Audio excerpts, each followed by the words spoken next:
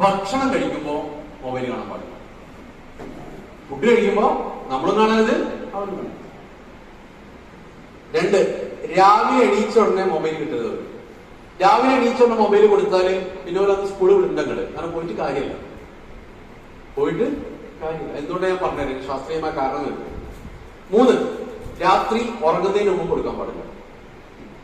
പിന്നെ ഇപ്പൊ എപ്പോഴാണ് കൊടുക്കുക?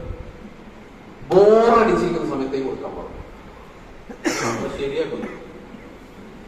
വൈകുന്നേരം സ്കൂളൊക്കെ വിട്ടു വന്നാൽ പരമാവധി ഒരു 40 മിനിറ്റ് കുട്ടികൾക്ക് മൊബൈൽ കൊടുക്കാൻ പാടില്ല. പരമാവധി ഞാൻ പറഞ്ഞു. 2 വയസ്സിന് താഴെയുള്ള കുട്ടികളാണെങ്കിൽ ഒരു കാരണവശാലും മൊബൈലോ മറ്റു സ്ക്രീനുകളോ കാണിക്കാൻ പാടില്ല. അപ്പൊ നിങ്ങൾ ചോദിക്കും, കരഞ്ഞാലോ? കരഞ്ഞോട്ടെ. അടുത്ത് ഒരു മരണം വീട്ടിൽ ചെന്നു. മരണത്തിന്റെ 40ന്റെ ചടങ്ങ് നടക്കുന്ന ദിവസം.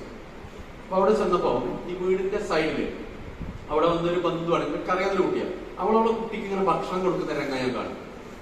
ഇവള് കസേരയിൽ ഇരിക്കുന്നുണ്ട്, തൊട്ടടുത്ത കസേരയിൽ 1.5 വയസ്സുള്ള കുഞ്ഞിന് ഇരിക്കുന്നു. എന്നിട്ട് ഈ കുഞ്ഞിന് ഭക്ഷണം കൊടുക്കണം. എങ്ങനെയാണെന്ന് അറിയാം? ഇവന്റെ കുഞ്ഞിന്റെ കയ്യിൽ ഇങ്ങനെ മൊബൈൽ ഇങ്ങനെ ഓണാക്കി ഒരു വീഡിയോ ഇട്ട് കൊടുത്തിട്ടുണ്ട്. കുട്ടി ആവേശം കൊണ്ട് ഇങ്ങനെ കാണുമ്പോ നമ്മൾ വായ തുറക്കുമ്പോ വായ തുറക്കും. എനിക്കിത് കണ്ടിങ്ങനെ പ്രാന്ത് പിടിക്കാം. പിന്നെ കുറച്ച് ഞാൻ ചോദിച്ചു, അല്ല നീയൊക്കെ ഒരു വിവര വിദ്യാഭ്യാസമുള്ള ആളല്ലേ, ഇങ്ങനെയൊക്കെ നീ ചെയ്യാൻ പാടില്ല.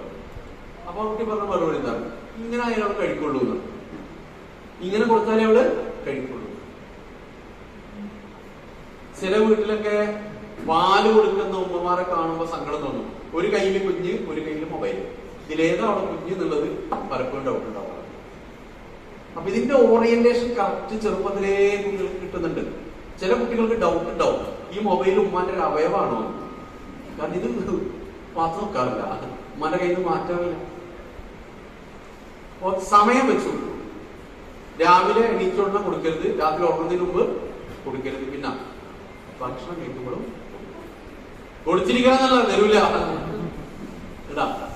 ഇനി സ്പീഡുള്ള കാർട്ടൂൺ കാണിക്കരുത്.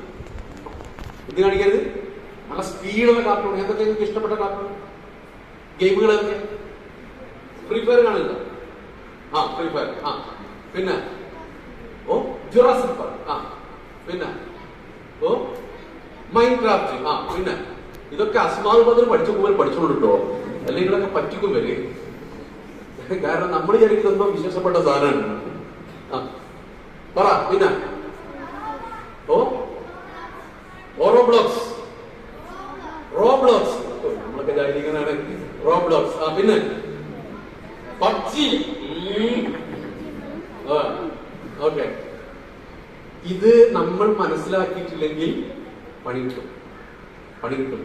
നല്ല പണി കിട്ടും. കാരണം നമ്മള് കുട്ടിക്കാലം നമ്മുടെ കഥാപാത്രങ്ങൾ എന്തൊക്കെയായിരുന്നു? ബാലരമയിലും ബാലമംഗലത്തിലൊക്കെ ഉള്ളത് പറ. കബീഷ്, ലിങ്കൻ, മായാവി, കുട്ടൂസൻ, ലുട്ടാപ്പി. ഇതൊക്കെ പോയി. ഇവരുടെ കഥാപാത്രങ്ങൾ ഇതൊക്കെയാണ്. ഇത് എന്താണെന്ന് നമുക്ക് അറിഞ്ഞിരിക്കണം. ഭയങ്കര സ്പീഡുള്ള. അപ്പൊ അദ്ദേഹം പറഞ്ഞ 2 ഗെയിമുകളുണ്ട്, ഭയങ്കര ഡേഞ്ചറസ് 2 ഗെയിമുകൾ. ഒന്ന് പബ്ജി. ഇന്ത്യയിൽ നിരോധിച്ച ഗെയിമാണ് കേട്ടോ. അത് നിരോധിച്ച ഗെയിമാണ്. കുട്ടികളുടെ തലച്ചോറിനെ കേടുവരുത്തുന്നു എന്ന് കണ്ടെത്തിന്റെ അടിസ്ഥാനം നിരോധിച്ച ഗെയിമാണ്. 2 ഫ്രീ ഫയർ. ഞാൻ കഴിഞ്ഞ 2 മാസം മുമ്പ് തെക്കൻ ജില്ലയിലെ ഒരു സ്ഥാപനത്തിൽ 7, 8, 9 കുട്ടികളായിട്ട് ഇങ്ങനെ ഇന്ററാക്ട് ചെയ്യണം. അപ്പൊ ഞാൻ ആരാവണമെന്ന് അവരോട് എഴുതിപ്പിച്ചു. ആരാവാൻ ഇഷ്ടം? അപ്പൊ പലതും ഇതിലൊരു 5-8 കുട്ടികൾ ഒരുമിച്ച് എഴുതിയത് ഞങ്ങൾക്ക് ആർമിയിൽ പോകണം, പട്ടാളക്കാരനാണ്. അപ്പൊ എനിക്ക് ഭയങ്കര കൗതുകം. എന്തിനാ ആകെ 10 കുട്ടികളെ ക്ലാസ്സിലുള്ളൂ, അതിൽ 5-8 കുട്ടികൾക്ക് ആർമിയിൽ പോകാൻ ഇഷ്ടം. അതിന് വെറുതെ എന്തുകൊണ്ട് ആർമിയിൽ പോകാൻ ഇഷ്ടം? സാറങ്ങനെ വെടിവെക്കാനാണ്, വെടിവെക്കാൻ ഇഷ്ടം. അപ്പൊ ഈ കുട്ടികളൊക്കെ ഈ ഫ്രീ ഫയർ കാണുന്ന കുട്ടികളാണ്. ഫ്രീ ഫയർ കാണുന്ന കുട്ടികൾ. ഫ്രീ ഫയർ എന്ന ഗെയിമിന്റെ അകത്തുള്ള എന്താ? വെടിവെപ്പല്ലേ. ഇതാണ് പ്രശ്നം. അപ്പൊ എന്ത് കാണുന്നു മൊബൈലിന്റെ അകത്ത് എന്നുള്ളത് നമ്മൾ ശ്രദ്ധിക്കണം. ഇനി ഞാൻ നിങ്ങളോട് എല്ലാവരോടും ചോദിച്ചിരിക്കാം, ഈ ടേബിളിന്റെ മുകളിൽ ഒരു പുസ്തകമുണ്ട്, ഒരു മൊബൈലുണ്ട്. നമ്മളേതാ ആദ്യം എടുക്കുക? കുട്ടികളോട് ഇരിക്കട്ടെ, നമ്മളേതാ ആദ്യം എടുക്കുക? ഏതായിരിക്കും? നമ്മൾ മൊബൈലാണ്. അപ്പോ ഈ കുളിമുറിക്കാലത്ത് എല്ലാവരും മെറ്റലാണ് എന്ന് പറയും പോലെ എന്തുകൊണ്ടാണ് നമ്മൾ മൊബൈൽ ആദ്യം എടുക്കുന്നത്? അതിന് കാരണം, ഇതിന് കാരണമുണ്ട്, കൃത്യമായ കാരണം.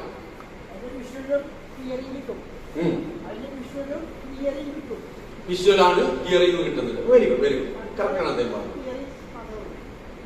മനുഷ്യന് ഏത് കാര്യവും